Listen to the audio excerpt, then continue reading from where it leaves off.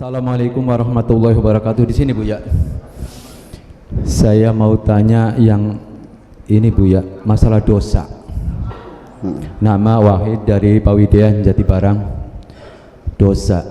Kalau dosa yang dosa jasmani, kita cepat istilahnya dapat disadari. Misalnya melacur dan sebagainya, itu jiwa saya bisa menyadari hal itu.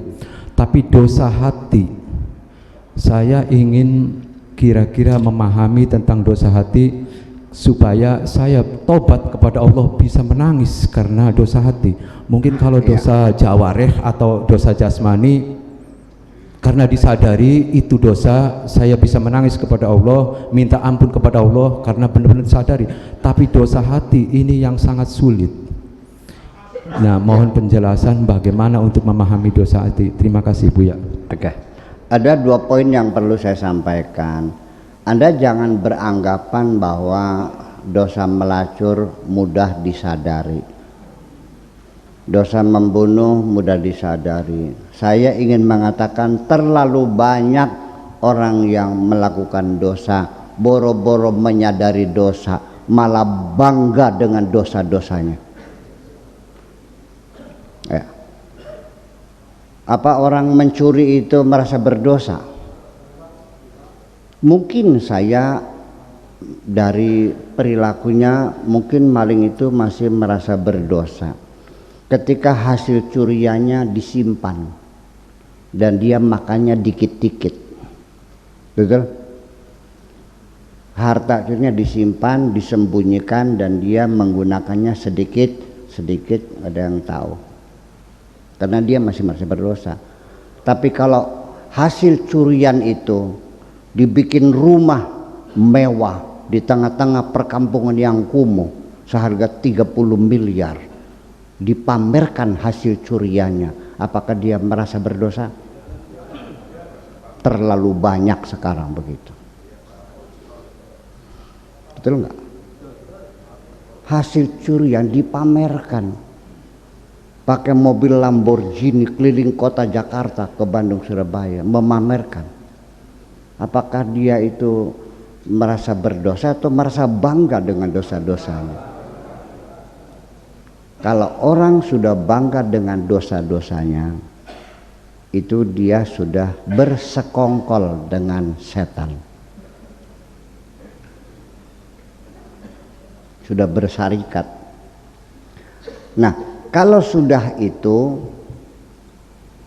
akan meningkat lagi akselerasinya sampai terjadilah persekutuan dengan setan.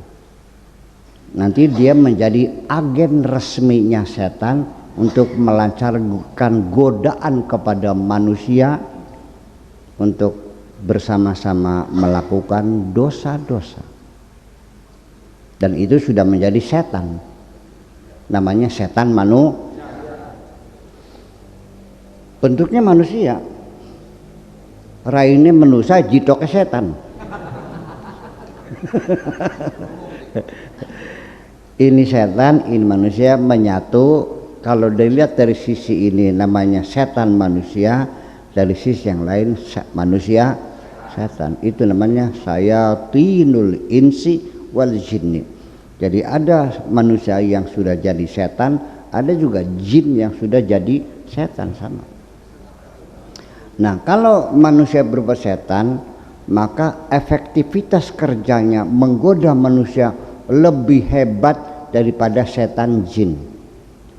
Karena setan yang bermanusia bisa memaksa, bisa membunuh, bisa memenjarakan, dan bisa memurtadkan jutaan orang. Jadi kita jangan takut sama setan jin ya. Kita masih ngeri juga melihat setan-setan manusia itu. Setan berbentuk manusia di malam hari datang dengan baju transparan menggoda saya. Berbeda dengan setan berbisik di telinga saya. Saya bisa misalkan, Tan, gue nggak punya duit. Betul enggak? Selesai. Tapi kalau berbentuk setannya berbentuk perempuan cantik itu bukan hanya berbisik, tapi dia bisa menarik tangan saya secara fisik. Betul nggak? Dan buah dadanya bisa disenggolkan ke badan saya. Kalau setan jin mah nggak punya buah dada. Iya. Kalau setan mengajak berjudi, selesai dengan alasan saya nggak punya duit. Tapi kalau yang datang setan manusia, dia katakan gue traktir dah, dibayari dulu. Iya. Bahkan dikasihkan mobilnya nih, mobilnya tunggu di Las Vegas. Ya, seperti itu. Jadi itulah sudah menjadi setan manusia, dan manusia setan itu ada di sekitar kita di setiap zaman dan di setiap tempat, di mana saja banyak setan-setan manusia yang gentayangan di tengah-tengah kita ini. Jangan dikira itu orang saja, bisa saja saudara kita sendiri, bisa bapak kita, bisa ibu kita, bisa anak kita, bisa istri kita. Ya kan begitu. Dan juga bisa kita sendiri menjadi setan. Coba aja Anda periksa ke seorang psikiater. Dok, sakit apa Anda? Tolong periksa, saya ini setan bukan, gitu. Nanti seorang psikiater bisa menganalisa, ya, diagnosanya mendetail gitu. Iya, nanti iya betul. Ya apalagi dokter, saya juga bisa paham mana manusia sudah jadi setan tuh. Iya. Ketika orang itu sudah tidak merasa berdosa dengan kejahatannya, itu sudah indikasi awal jangan-jangan dia manusia setan. Itu aja. Itu. Jadi kembali pertanyaan tadi, tidak selalu dosa fisik mudah disadari, tergantung kitanya. Sebab kita akan sadar ketika itu baru awal sekali dua kali kita lakukan. Kalau sudah berulang kali, sensitivitas itu akan hilang dan kita sudah tidak lagi merasa berdosa, sudah doyan. Betul nggak? Iya. Tetapi dosa hati itu dari awal memang tidak disadari karena kebodohan kita, karena kurang ngaji, kurang bergaul, kan gitu. Makanya kalau kamu pengen belajar benar, pengen sensitif hatinya, ya harus banyak sering berkumpul, sering bertemu dengan orang-orang yang sudah kenal Allah.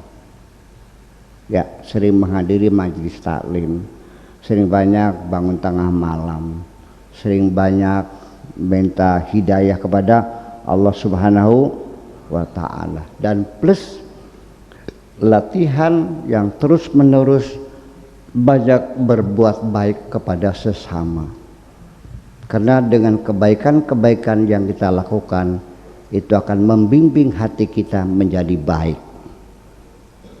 Ya, seperti itu. Ya, imbalan dari Allah. Kebaikan itu akan bawa orang pengen bagaimana caranya hati saya baik. Ya, kamu harus banyak berbuat baik dong. Bagaimana hatimu akan baik kamu tidak pernah berbuat baik kepada siapapun. Ya, karena dengan ketika Anda merasa terharu melihat orang yang menderita, Anda bisa menangis, ada orang sakit yang nggak bisa beli obat, Anda nggak bisa tidur karena tadi siang ada anak pengen sekolah nggak ada biayanya, ya kan begitu. Kalau Anda tidak terluka hatimu, ada anak cerdas yang tidak bisa sekolah dan Anda bisa tidur nyenyak, Anda bukan manusia sebetulnya. Itu aja. Ya. Ya, perlu dibawa lagi ke psikiater.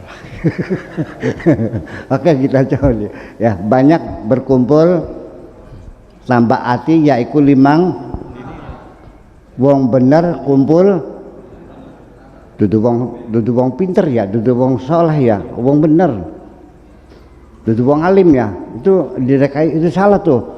Lanping pate apa? Wong alim, bukan wong alim, bukan wong bener. Awas, wong alim.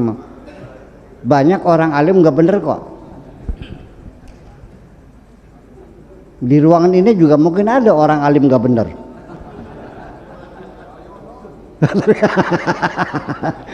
Oke gitu. Ya.